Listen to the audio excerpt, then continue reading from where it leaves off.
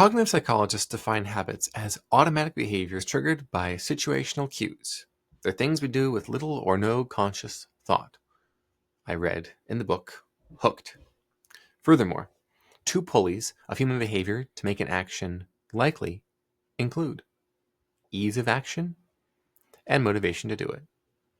For no reason in particular, I now want to talk to you about Ohio Issue 1, this election period. The pitch for those who say vote yes on Ohio Issue 1 is quote unquote ban gerrymandering.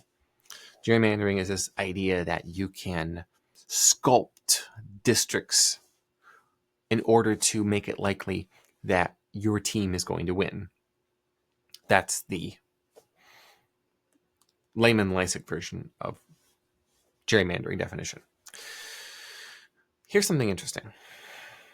I happened to see a sign, a display, an ad for voting yes on Ohio Issue 1.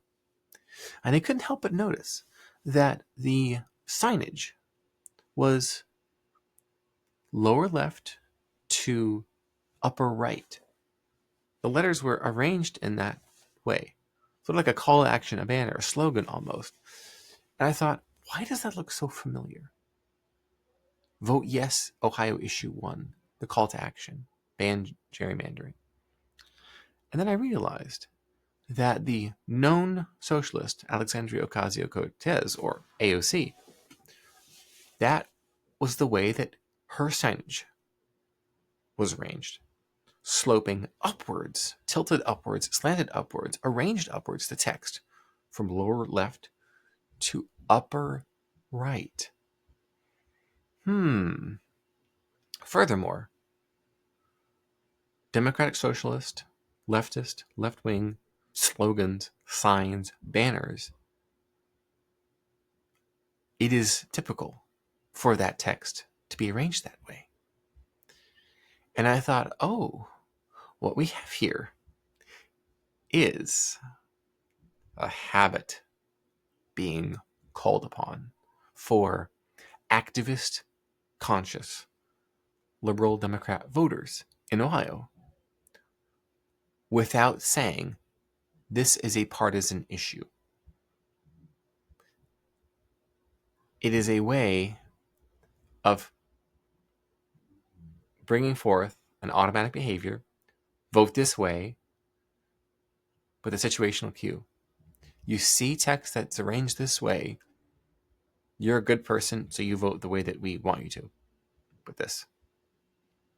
Isn't that interesting? It's hypnotic is what it is. It's called a little hypnosis. Socialist hypnosis. Now, I want to talk to you about the two pulleys now that the book Hooked talks about. The ease of action and the motivation to do it. So the motivation, the reason people tend to vote for left-wing causes and individuals is this cosmopolitanism of I'm a good person, be a nice person, be kind. This sort of messaging that you tend to see urban white-collar professionals and their creative, artsy colleagues, peers, mentors, and academics all have. It's this idea that nice boys and girls don't vote for Donald Trump. That seems to be the message that's being communicated consistently, and it's reinforced. And so the motivation to vote a certain way is already present. And then what this signage is simply doing is calling that forth. It's subconsciously, unconsciously, subtext.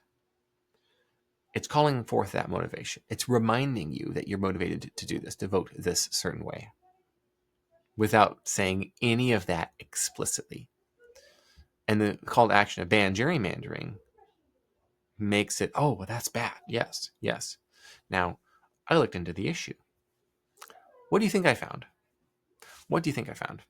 I found, investigating the issue, the Ohio Issue 1 is designed to turn Ohio from a conservative Republican state into a liberal Democrat state at the state and local level, and even federally. That's what the specific call to action is, or the desire here.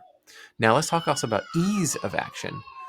Why is it always that your Democratic, liberal, left-wing individuals, they're always talking about getting out the vote, remind you to vote, register to vote, mail-in ballots?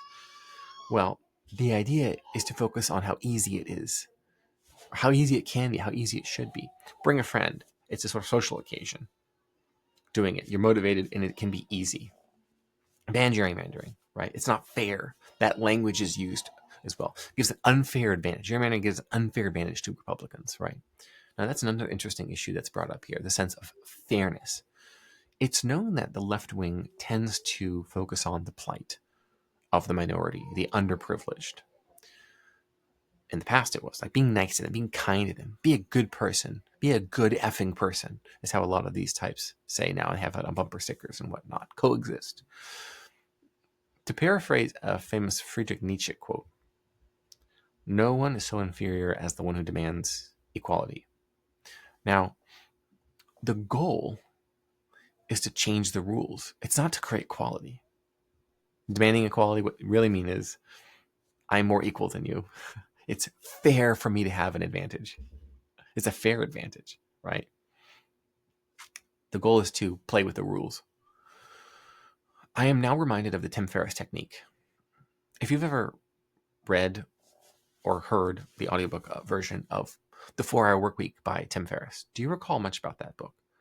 Well, early on in the book, Tim Ferriss talks about how he was able to become a kickboxing champion by figuring out what the rule was, or rules were, that he had to get his opponents to break in order to technically win. That's Ohio Issue 1. That's Ohio Issue 1. What can we do in order to grant ourselves legal power and be naked obvious, and that's what we're doing, and yet be the emperor who everyone is telling has wonderful clothes? That's what's going on here. It's a Tim Ferriss technique, to put it another way. You notice how clever this is? Do you notice how much is going into this? To manipulate, to move, to drive, to motivate, to inspire. A knock against Republicans is you don't tend to see this.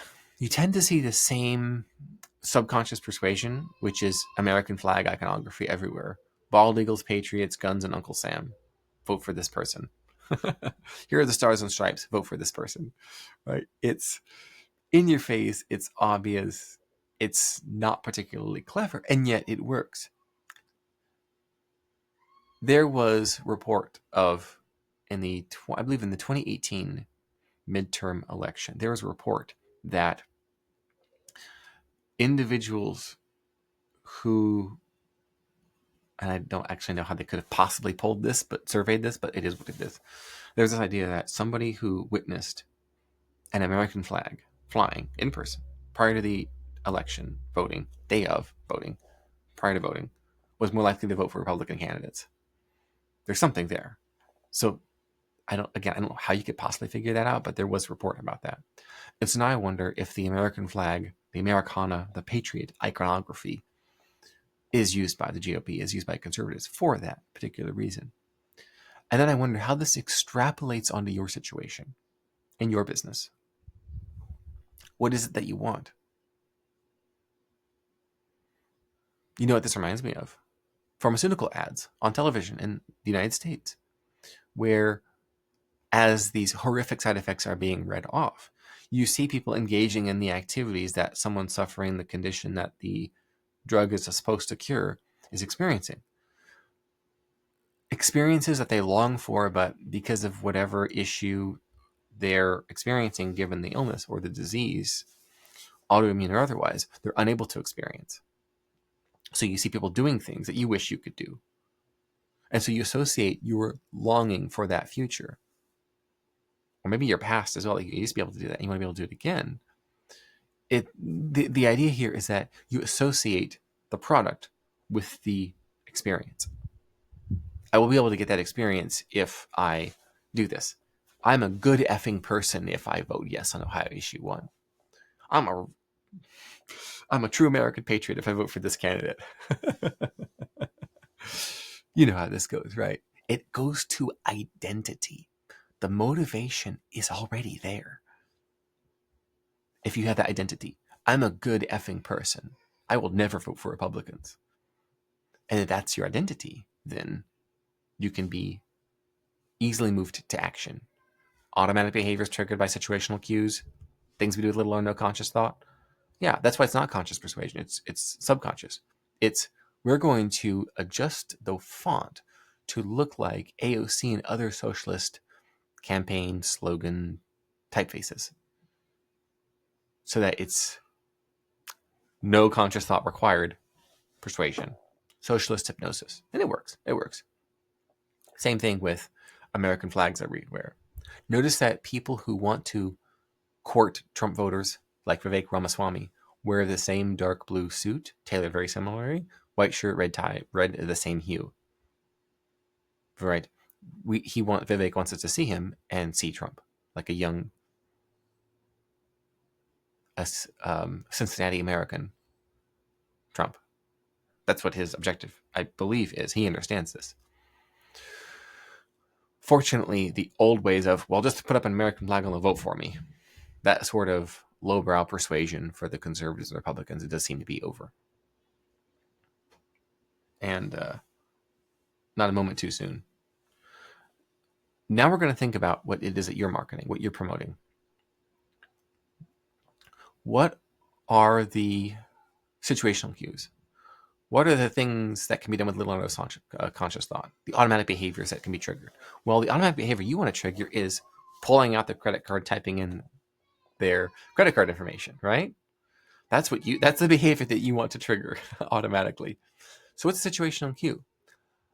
Well, it has to be consistent with identity. People like who you are do this thing. And here's how easy it can be in 1, 2, 3. So now map that onto your situation. Map the Ohio Issue 1 messaging onto that. And together with the focus on how easy it can be. You can vote this way, you can vote that way. There's mail-in, there's absentee, there's drop-off, there's early voting. Look at all these ways. This is what Democrats regularly do in Ohio and elsewhere to make it the ease of action likely, so they can create that fair advantage over others, right? So you, of course, as I said in a previous video, you will tell people exactly what to do. You'll make the action as easy as possible. You'll do this, you'll do this, you will do this. You have option 1, you have option 2, you have option 3. Which one would you like to do? It's so easy, right? It's known that if you give people 3 options, they're going to probably choose the middle one rather than just give 1 or 2. If it's 1 option to purchase, it's yes or no. If it's 2 options, it's I can't decide. If it's 3 option with a little label on it, most popular. Oh, okay. Well, people who choose this one, and I want to be like most people. I don't want to be an idiot, so I'm going to choose that one too. That's how it goes, as you know. And then finally, the other bit of this I want to point out is, what can you coast on? What's your socialist hypnosis or your socialist hypnotic text for your sign that can cue people? What's your American flag imagery on your website? What is the thing that is consistent with the identity of the people you're targeting, your marketing and sales to, so that buying from you is now consistent with their identity? That's the question from you. And to do that, you've got to know your people.